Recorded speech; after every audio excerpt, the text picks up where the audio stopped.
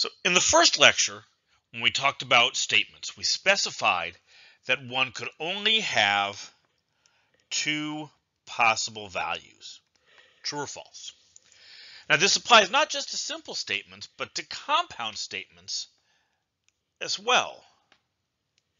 So what we need to do is come up with a way to tell under what circumstances a compound statement like this is true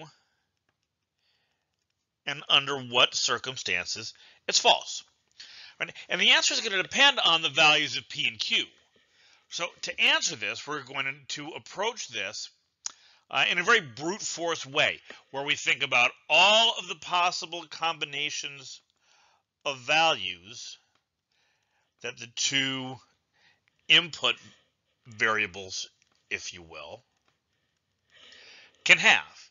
So this table where we list out all the possible combinations that the two or more input values can have, and then work out the values of the logical operators that connect them, is called a truth table.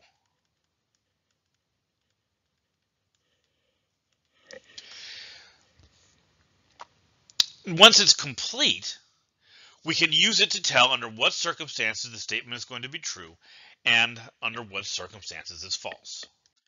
So truth tables are going to be a central topic for the next several sections.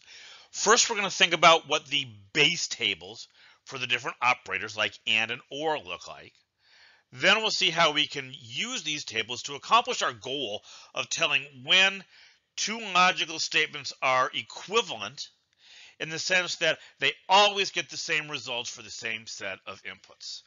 And finally, we'll finish our program of identifying equivalences by coming up with a formal definition of what we mean by an argument.